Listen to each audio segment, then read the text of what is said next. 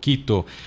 Un abogado que ha representado causas simbólicas como es el tema de Coopera y otras cooperativas, otros cooperados que suman miles, que estaremos conversando de algunas novedades que ya nos ha adelantado tras micrófonos bastante llamativas e irregulares, y desde luego también ese sentido de abandono que los diferentes cooperados aún sienten por parte de las autoridades. Pero antes que nada, muy buenas tardes, doctor, gracias por compartirnos de su tiempo y desde luego con la información que nos ha traído a la hora clave. Muchísimas gracias a ustedes por ser la voz de los que no tenemos voz. Mire, asustado no por el temblor, sino asustado por los jueces, resoluciones de los jueces de la Corte Nacional. Ustedes se recuerdan, en el 2013, en junio del 2013, se inició un juicio por peculado del caso de Coopera. Ahí también se inició un juicio de lavado de activos, entre los cuales eran 7 personas, entre los cuales se encontraba Marcelo Enrique Vega Villa y su hijo Vega Gasparuti. Los señores comparecieron a juicio, pero como ya se llegó a la etapa de juicio, no se presentaron a la audiencia. Por eso se suspendió la audiencia, pero se ordenó la prisión preventiva de ellos. Esto llevó a que el señor Vega Villa se vaya a otro país, estén gozando de la libertad en otro país, hasta que 5 años, 4 meses han transcurrido y en noviembre del otro año presentan al mismo tribunal que conoció la causa, el Tribunal de lo Penal, presentan una revisión de la medida de prisión preventiva. El tribunal con toda razón les niega, pero ahí la sorpresa. Fiscalía, en cambio, dice que no, por ellos no hay problema, que se puede cambiar por cualquier otra. Eso es un error gravísimo de la Fiscalía. Luego de ello... Permítame irle entendiendo un poquito mejor y que nuestros amigos oyentes lo puedan tener correcto. Muy claro. Usted dice que Fiscalía no se negó a la solicitud de que se cambie la medida cautelar. Es decir, la prisión preventiva por una presentación periódica. Pero él al estar ya prófugo, no cabría que se le sustituya por una medida cautelar menos agresiva, si vale el término, dado precisamente del alto riesgo de que vuelva a salir del país, vuelva a desaparecer. ¿Me equivoco? Correctísimo. No se podía sustituir porque ya había los elementos de convicción que se llama, que utilizó el fiscal y el juez para dar esa detención, y no ha variado porque él estaba prófugo, entonces no podía cambiarse. Luego de eso, en virtud de que se niega el tribunal, presentan una acción de habeas corpus. Esto sí los abogados que sabemos de esto se me van a reír pensando que estoy mintiendo, pero aquí tengo la sentencia. Presentan una acción de habeas corpus, diciendo de que es una ilegalidad de la detención de él. Presentan ante la Corte Provincial, conoce una sala de lo civil y le niega con toda razón, diciendo que no era la vía procedente. Correcta. Exacto. Pero estos señores, muy ya pensado todo estaba, apelan esta sentencia, apelan esta negativa. Cae en la Corte Nacional, que es conocida por 3 ciudadanos, 3 jueces. ¿Cuáles son estos jueces? Miguel Jurado Favara, Marco Rodríguez Ruiz, Luis Enrique Villacrés. Estos ciudadanos son asesores, son del Consejo de la Judicatura de Gustavo Yar. Entonces, es decir, ya le voy a explicar por qué le hago mención a eso, porque hay un camino que van a seguir. No es el camino concreto Marcelo Enrique Vega Villa, sino otras personas. ¿Qué pasa en la ciudad de Quito? Se dice una cantidad de cosas, es decir, usted puede ver esta sentencia que es dictada el 29 de enero del 2019, es un testamento en donde se hace referencia hasta los derechos de los niños de la naturaleza, pero nada en concreto del habeas corpus. Si me permite el habeas corpus, ¿qué dice el artículo 89 de la Constitución de la República del 2018? La acción del habeas corpus tiene por objeto recuperar la libertad. Quien se encuentra privado de ella en forma ilegal, arbitraria o ilegítima, por orden de autoridad pública o de cualquier persona, así como proteger la vida y la integridad física de las personas privadas de la libertad. Pero este señor nunca fue privado de la libertad, estaba con una medida cautelar para que se presente a juicio. Sin embargo, después de hacer un análisis de todos los derechos de la Constitución que nada tienen que ver con esto, ¿sabe en qué se basan estos señores jueces, entre paréntesis, para decidir lo que voy a decir? Se decide que es ciertamente que da paso al habeas corpus porque hay un habeas corpus preventivo, es decir, que previene una ilegalidad de la Constitución o una prisión ilegal. Pero esto entra en vigencia, tiene en Colombia y en otros países, pero no en el Ecuador. En el Ecuador no hemos conocido todavía el habeas corpus preventivo, que nada tiene que ver en nuestra legislación, en nuestra Constitución, no tiene absolutamente. Y se basa en dos presupuestos. ¿Qué dice? La primera, que simplemente se ha justificado la restricción de libertad ambulatoria que tiene este señor. Tanto más en el mismo accionante ha señalado que en reiteradas ocasiones que se encuentra fuera del territorio nacional. O sea que dice que nosotros estamos mintiendo y que el señor es verdadero al decir que está con orden de detención y ya se comprueba la detención. Y la otra, que dice que este requisito es menester que no se trate de sospechas o conjeturas, por lo que se extrae que este es cierto que el señor Marcelo Enrique Vega Villa se encuentra fuera del país exiliado y tiene conocimiento de esta detención y cuando regrese puede ser detenido. Es decir, yo no entiendo, no entiendo absolutamente nada. Dice que ellos se basan en dos cosas y además se basan en otra resolución que a los 3 años de haberse dictado la prisión preventiva, se manifiesta que después de 3 años o 4 años, esta prisión dictada se vuelve anticonstitucional, se vuelve ilegal porque se le está privando de la libertad. Con esto, señores periodistas, ¿saben qué se hace? La resolución. Se dispone de devolver el proceso al inferior, hablando del juzgado que conoció la causa, a fin de que por medio del juzgado de la instancia competente, se sustituya la prisión preventiva por las medidas cautelares personales. ¿Cuáles son las medidas cautelares personales? Ir saludando cada 15 días al fiscal y prohibición de salida del país, porque no hay ni siquiera el billete, el dispositivo electrónico, ahora no hay. Doctor Quito, ¿la prisión preventiva caduca o no en un año? La prisión preventiva no caduca. La prisión preventiva está prófugo hasta que sea detenido o hasta que el delito prescriba. ¿Cuándo prescribe el delito? En estos casos a los 10 años. Pero aquí ya no, a los 4 años ya dice que... Me pregunto simplemente, en los casos de femicidio, ¿cuándo prescribe la acción? Nunca, porque no hay prescripción según las últimas reformas. Pero si alguien está con una prisión preventiva, se acabó. Ahora esto, lo que he dicho, no es que va dirigido al señor Marcelo Vega Villa. Esta tiene otra puerta muy grande. Se abre la puerta más grande. Al señor Correa, al expresidente, le falta 1 año y medio para que llegue a los 3 años la prisión preventiva.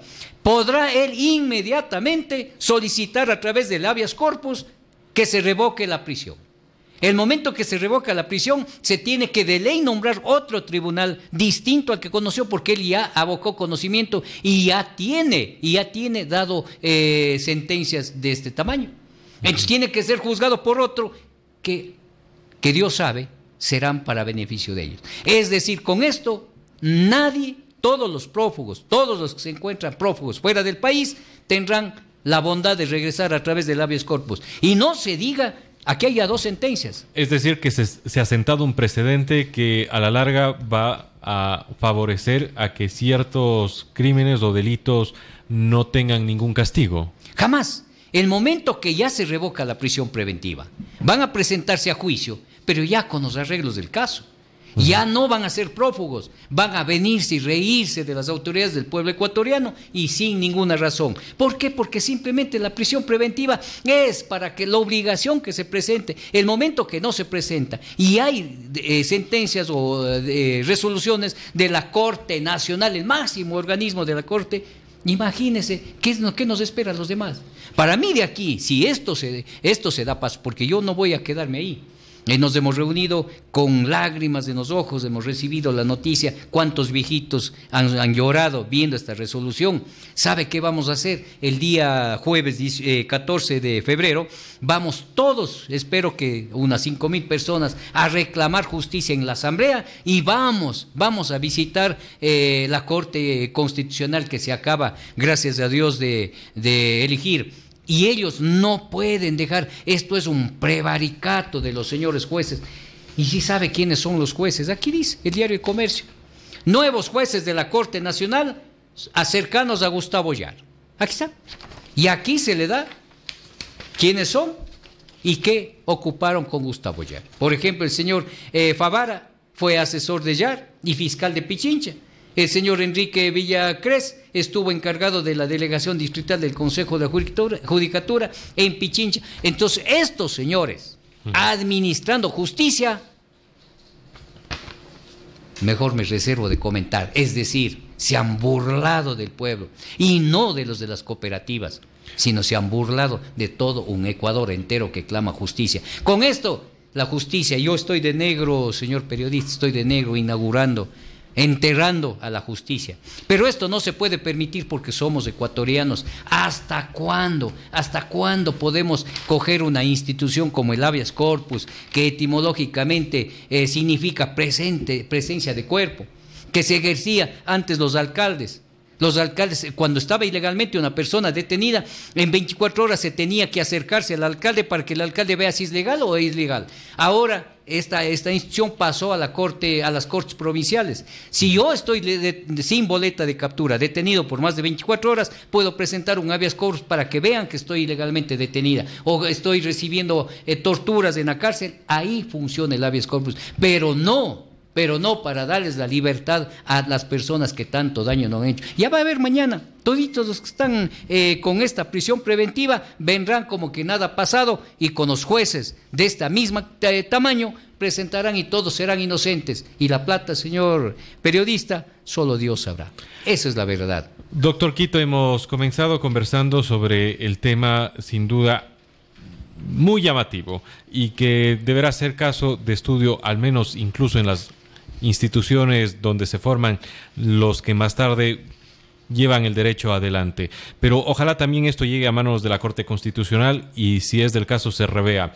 Pasemos esa página por ahora y veámonos en el momento de la Asamblea Nacional. Ustedes como cooperados, usted como abogado de los afectados de las diferentes cooperativas, y una de ellas que para los cuencanos no es ajena, Coopera, tenían una luz de esperanza de recuperar fondos a través de un proyecto de ley que se presentó por el exasambleísta Esteban Bernal. ¿En qué ha quedado? Mire, nosotros somos 350 cooperativas cerradas en el país, con casi 1 millón de personas, o pase el 1 millón de personas. Hemos venido pidiendo dinero, pidiendo nuestro dinero que se nos devuelva, pero nadie nos hace caso. A más de hacernos caso, nos golpeaban, nos pegaban y tanta cosa, hasta que por fin se nos tomó en cuenta, al menos se nos hizo hablar con la doctora Cabeza, la presidenta de la Asamblea, quien se admiró de lo que pasó y nos prometió ayudar. El economista Esteban Bernal tomó batuta, si cabe el término, en la lucha de esto. Se prometió devolver. No estamos pidiendo el dinero que saque del Estado ni que saque de ninguna caja. Créase que hay 87 millones de dólares que es de las personas que no retiraron, ya sea porque no comprobaron, porque tuvieron poco, no les interesaba retirar. Es decir, la plata está ahí botada. A más de ello, hay un del seguro como 5 o 7 millones, que da un total de 93 millones de dólares que tenemos.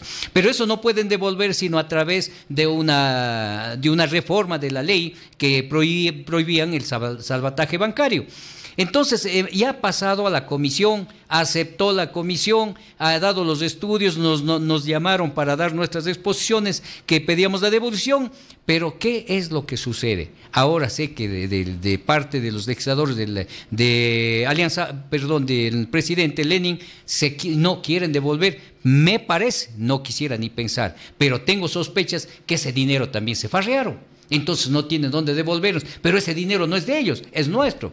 Entonces el día 18 vamos a llegar a la Asamblea, qué sé yo, mucha gente de todas las provincias, de todas las ciudades, para reclamar el dinero. ¿Qué es lo que falta? El último debate. el último debate para que se apruebe la reforma de la ley y se haga una ley para que se devuelva todos los dineros, que seguramente los 94 millones no cubrirá el 100% de las pérdidas de los afectados, pero sí cubrirá quizás un 80, un 90%, que sería bastante significativo para las personas que no tienen un centavo para medicinas, se mueren de hambre porque son jubilados de la tercera edad, la mayor parte.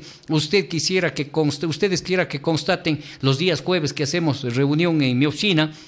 Es como estar hablando del asilo de ancianos. El uno con de sus manos, el otro con su bastón, otro cargado, llegan a las reuniones. Es tan triste de ver. ¿Por qué? Porque la SEB les llevó a esto. Y esto no podemos perdonar.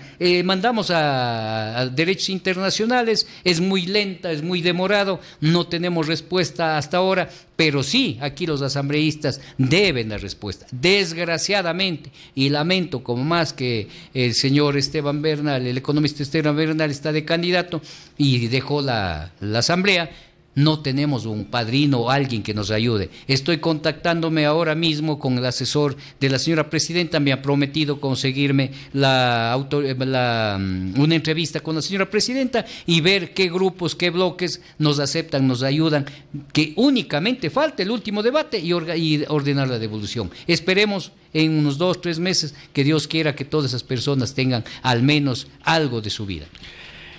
Hemos escuchado precisamente lo que usted nos ha dicho con bastante atención, pero el Azuay, si bien ha perdido el asambleísta Esteban Bernal en ese cargo, aún mantiene 5 representaciones. ¿Por qué tener que esperar o tratar de mendigar por ayuda, doctor Quito? Perdóneme que sea enfático en este tema. Parece que no debería ser un tema donde usted debería estar buscando que le abran la puerta, sino por lo contrario un compromiso a nivel nacional. Usted tiene toda la razón. Lo he dicho mendigando, ¿sabe por qué? Porque hemos golpeado las puertas de la gobernación, hemos golpeado las puertas de los otros asambleístas, nunca nos han escuchado, nunca se ha abierto. Hemos golpeado, por ejemplo, aquí creo que hay 5 asambleístas y le conozco solo a uno, los demás... Créase que hemos pedido. Usted se recuerda, la señora Cuesta, cuando estaba en campaña manifestaba que le va a ayudar, que ese es el primer problema que va a solucionar. He tratado de encontrarme con ella, no he podido. Ahora estamos huérfanos y por eso le digo, vamos a pedir caridad. A pedir, no sé cómo explicarle, porque no nos quieren ayudar. Parece que el compromiso de ellos de estar con el gobierno o estando con el gobierno no quieren meterse en contra de ellos, y peor, en contra de la Superintendente de Economía Popular y Solidaria, que fue elegida por el Consejo de Participación, al cual nosotros luchamos que no, sin embargo ella está ahí. Entonces con eso llegamos a ser unos mendigos de la justicia, porque no hay otra. Sí, pero ahora sí, al organizarnos, ya no vamos a mendigar, sino vamos a exigir justicia, vamos a exigir nuestros derechos, sea como sea, o caso contrario, los ancianitos tendrán la bondad de morirse ahí, frente a la asamblea, mientras que la asamblea goza de sueldos y no hace nada. Muchísimas gracias, doctor Quito. Hemos estado conversando en este mediodía con el doctor Gustavo Quito sobre 2 temas importantes. Primero, un caso prácticamente de replay, según lo ha sabido manifestar y explicar el doctor Quito en este tema de la resolución de un habeas corpus a favor de una persona que se encuentra prófuga de la justicia. Número 1. Número 2, sobre el abandono que se siente por parte de los cooperados de una posible resolución de alguna modificación legal que se les ofreció, pero que hoy, al parecer, al no tener un padrino, esto no está encaminándose de la mejor manera. Ojalá y esto llegue a los oídos de los asambleístas por el Azuay. En Azuay ha sido muy golpeado el pueblo por la mala administración de cooperativas y esto tiene que resolverse, pero no como un favor,